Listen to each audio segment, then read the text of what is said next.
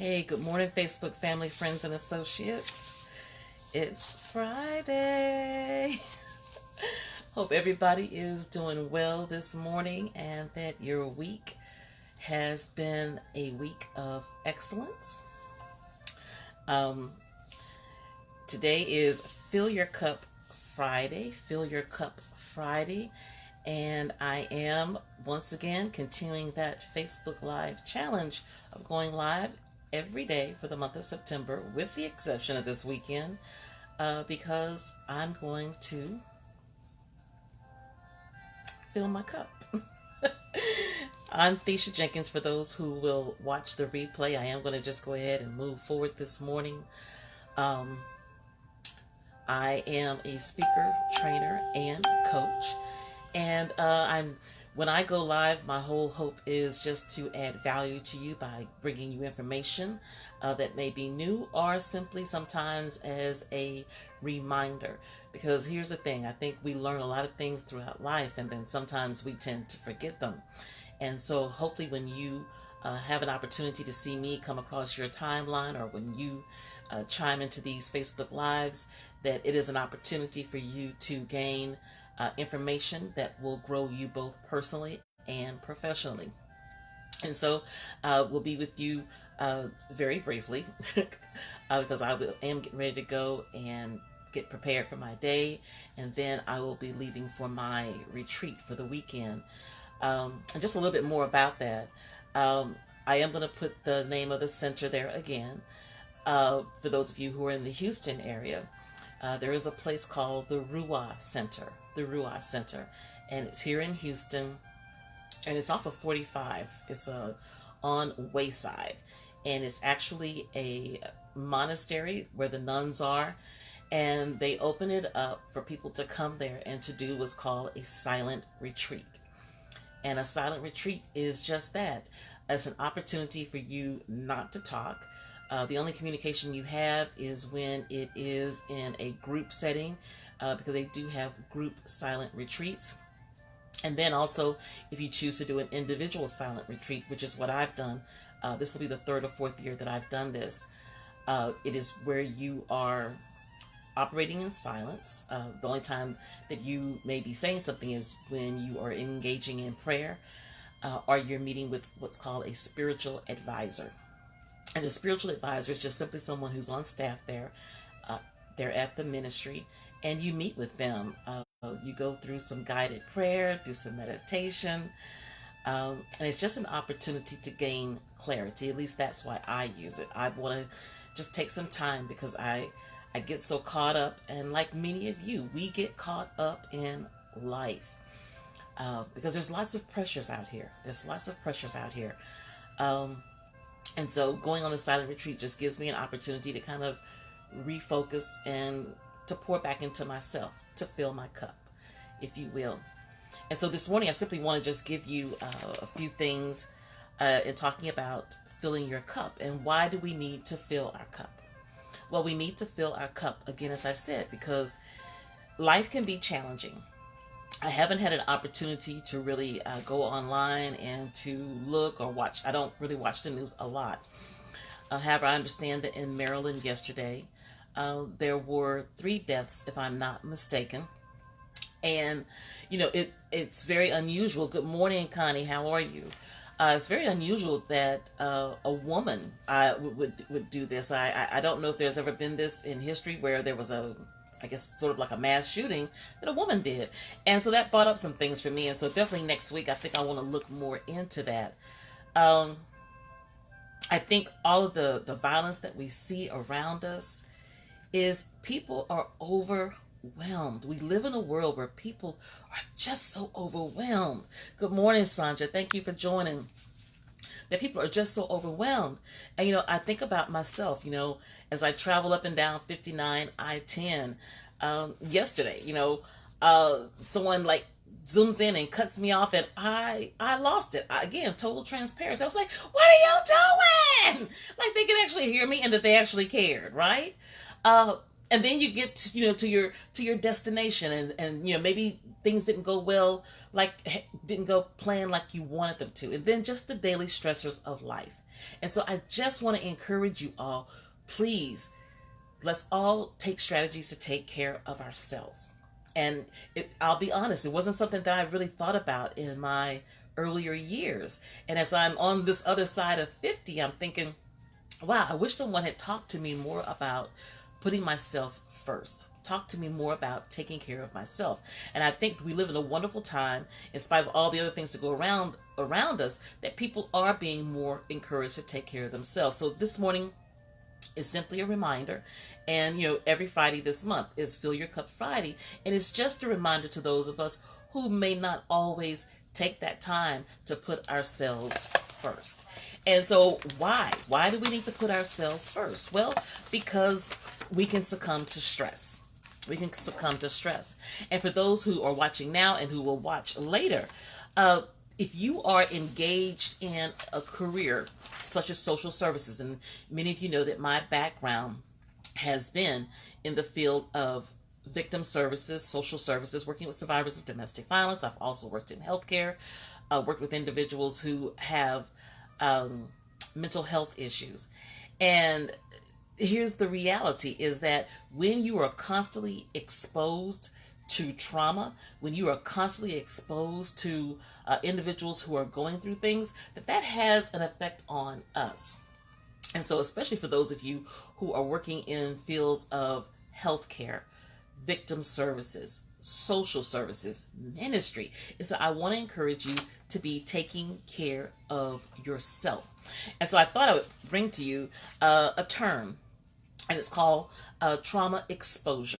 Trauma exposure. And in the work of working with survivors of domestic violence, we talk a lot about trauma-informed care. Trauma-informed care. And I am doing more and more study around trauma because here's what we realized, as I mentioned yesterday, I believe, is that there's something called adverse childhood experience. And simply what that means is that most of us, by the time we reach 18, 1 in 2, 50% of us have had some type of traumatic event that has occurred in our life before we ever turn 18 years old. And then imagine all the things that happen to us after turning 18. So when we are constantly exposed to trauma, it has an impact on our ability to cope. And I think, again, not knowing everything that happened yesterday in Maryland, not knowing everything that happened in Santa Fe, and all the other things that we have had happen over the last 20 years, there is a buildup. There is a buildup. Sometimes we say, oh, I would never do that. But what I have found, and what my father always would tell me growing up, he would say, Daisha, never say what you would never do.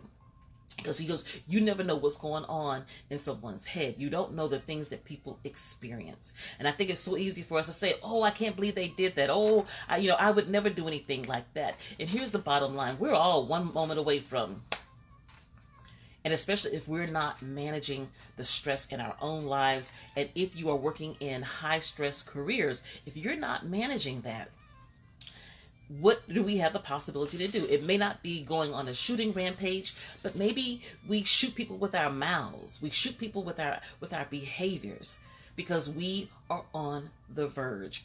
And so trauma exposure is very simply when people are engaged in careers or lifestyles where they are constantly exposed to the trauma of other people. And the trauma of the other people could be people who are going through drug and alcohol addiction, people who are suffering with a long-term illness, people who are in abusive situations. Just think of all the different types of trauma that there are. And so asking yourself, are you taking time to pull back and say, I'm going to take care of me? So I wanted to give you at least 3 things that can be signs that you are suffering from trauma exposure. And so one of those is a sense that you can never do enough.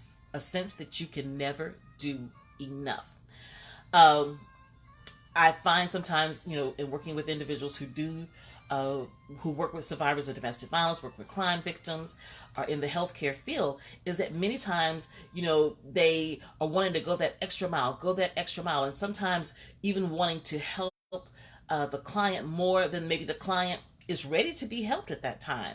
And so there's always this feeling that I could have done more. I could have done more. And if you're constantly putting yourself on the hook and saying, I could have done more for this person, I could have done more for that person, that you begin to live in a sense of not being in control. And that's what it's really about, is that I want to have a sense of control. And here's the reality. We can't control other people's lives. We can't control the decisions that people make. And so one of the symptoms of trauma exposure is just that constant feeling of dread that could I have done something more? Could I have done something more? And so I just want to encourage you to be kind to yourself and to say, you know what? I provided all the education. I provided all the options. And at the end of the day, that client, that relative, whoever it may be, they have to make the final decision.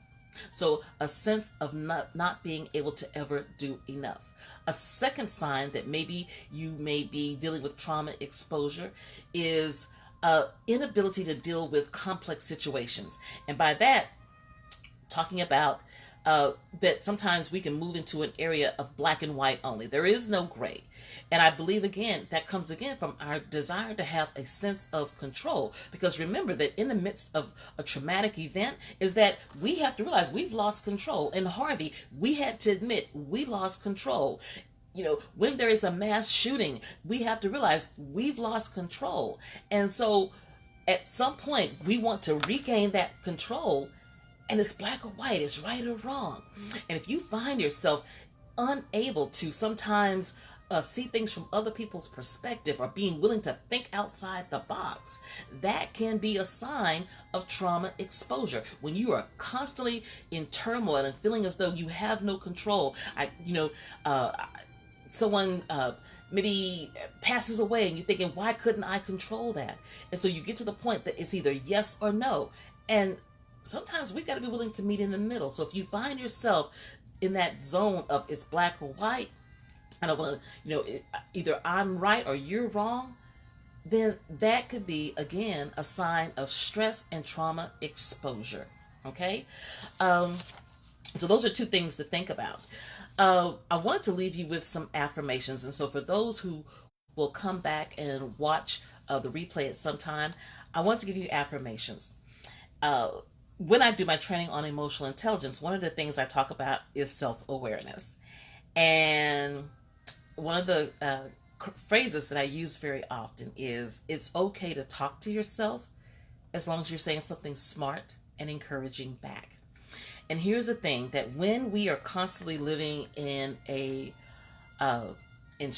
stressful environment, we're not taking care of ourselves, that sometimes we can go into that mode of being extremely self-critical and negative. Just saying. And that's where I learned that from. I finally said, look, Deisha, you know what? Life is hard enough. Why are you being so critical of yourself? Why are you being so negative? And so I thought I would leave you with affirmations this morning. Good morning, Samantha. Thank you for joining.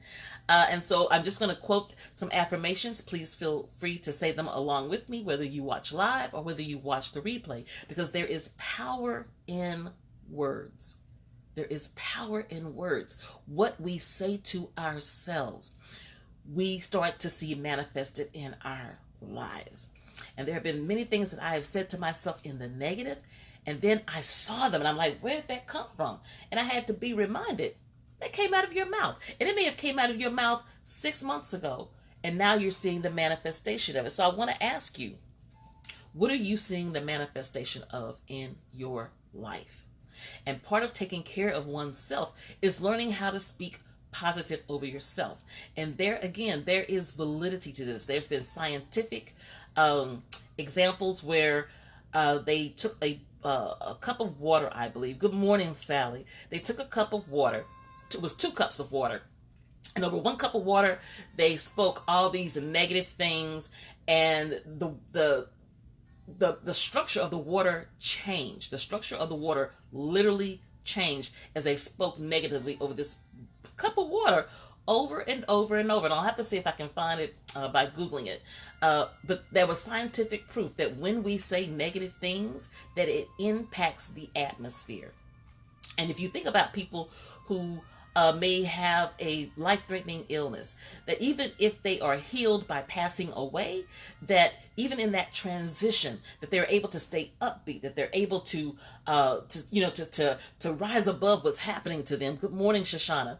And it's because they're saying positive things. So our words have power. And I believe it is written in the book of Hebrews that our world is framed by our words. Our world is framed by our words. And so words are powerful. So again, part of self-care, part of filling your cup is watching the words that you speak over your life. What are you speaking over your life? Yes, you may be going through turmoil. You may be going through a bad relationship. You may be unemployed. You may have an illness that you're facing. What are you saying to that unemployment? Are you saying, I'll never find another job? Are you saying that, I knew that I was going to get laid off? What are you saying to unemployment? You may be going through a relationship issue, and you may be saying, I knew that that person never loved me. No one ever treats me well. What are you saying to that situation? I want to challenge you today, as part of filling your cup, that you've got to speak life. You have to speak life, and that's part of self-care. That's one way to address stress. What are you saying to that stressful situation in your life? Good morning, Hannah. Good to see you. So, again, I want to just wrap up with giving you some affirmations. And again, you can say them with me. You can replay it. Come up with your own affirmations. And affirmations are just simply positive statements. It's, again, speaking life. And I can tell you that it works. It works because I can tell that when I'm not feeling as peppy, most people say they know me by my smile. I work hard on this smile because, trust me, there are things that I deal with in daily life that have me doing anything but wanting to smile. And I have to catch myself, and I have to turn that around and say, wait a minute now. It is written that my world is framed by my words. So how am I going to frame my world? And I'm going to ask you this morning, how are you framing your world? How are you framing your world? So here are some affirmations that I have a book that has like 500 affirmations. One book is on affirmations for love, and the other book is affirmations for finances. So I thought I'd pull the ones on love.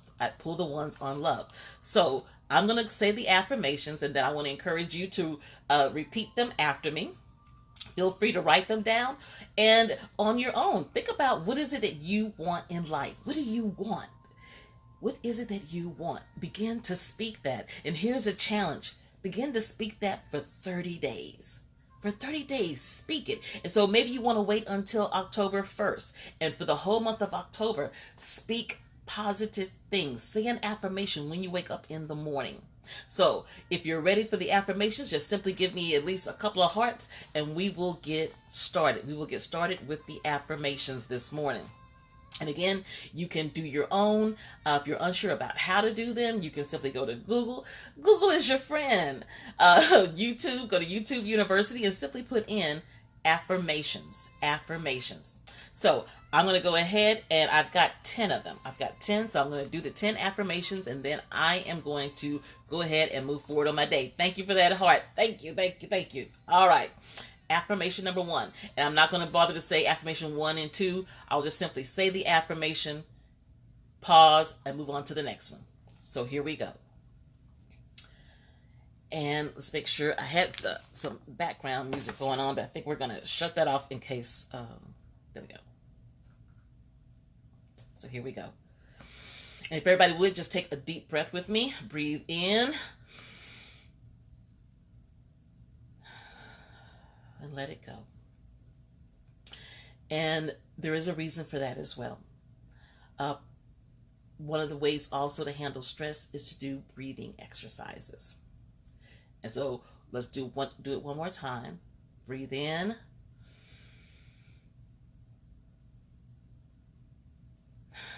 And let it go. All right, here we go with our affirmations. I am safe and secure in all my relationships. I am safe and secure in all my relationships.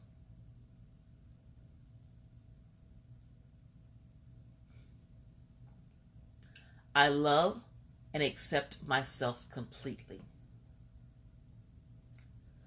I love and accept myself completely.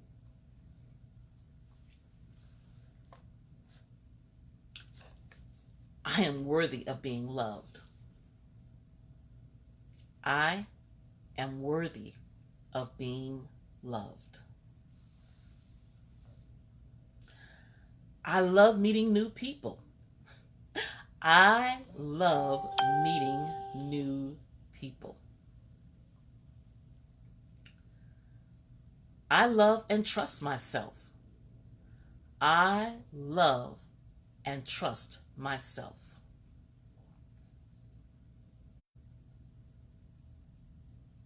I deserve to be treated well and with respect. I deserve to be treated well and with respect.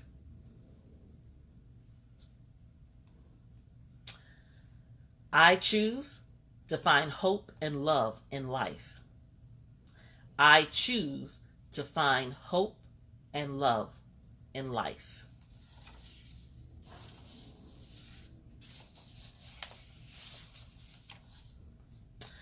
I surround myself with people who treat me well. I surround myself with people who treat me well. I am happy just being me. I am happy just being me. I treat myself with compassion. I treat myself with compassion.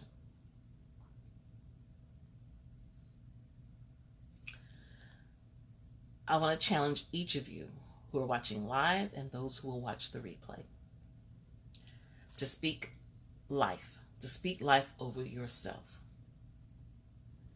Because we live in a world where we are constantly inundated with bad news. We're inundated with people who are stressed out.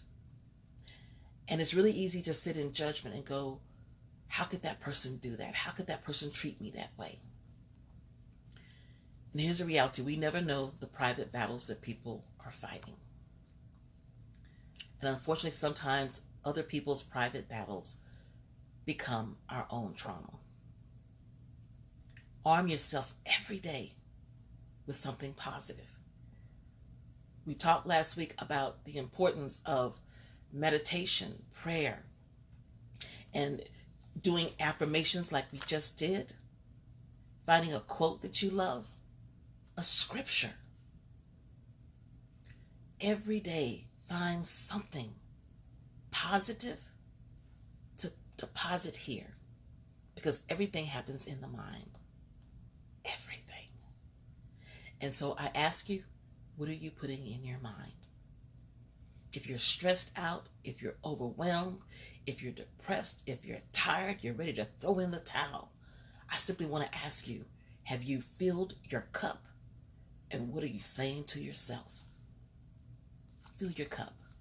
Fill your cup with words of encouragement. Fill your cup with words of empowerment. Fill your cup with words of faith. Fill your cup. Because all out there in the world, we're constantly having to pour and pour and pour. And at the end of the day, I want to remind you to fill your cup, to fill yourself. Everyone have a blessed weekend. I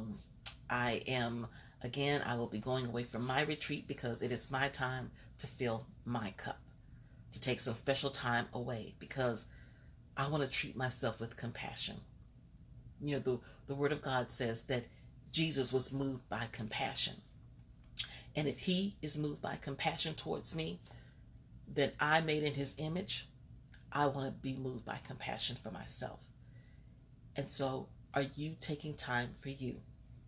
Do you have compassion on yourself to sometimes just give yourself a break and to take time out for your own personal healing?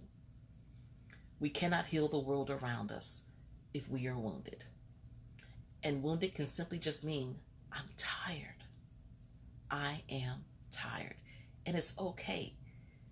It's okay because that's just the body's way of saying, fill me up. Fill me up. I can do the job. I just need you to fill me up. So fill your cup. Everyone have an awesome and blessed weekend. Thank you. I think it's Flalin Fahas. I hope I pronounced that right. Please feel free to go back and to watch. It's about a 15-minute live. And so with that, I will go ahead and end this. Jacqueline Fortune Carter, thank you so much for joining. I'm out. Please feel free to go back. Just simply talk this morning about filling your cup and about the importance of taking time to speak life over yourself. I gave 10 affirmations, talked about trauma exposure, and definitely you in your particular field know the importance of taking care of yourself because of all of the trauma that maybe yourself or your colleagues come in contact with. We have to learn to take care of ourselves, especially for those of us who are engaged in victim services, healthcare, teachers. We have to learn to fill our own cup. All right? Have a blessed day. Bye.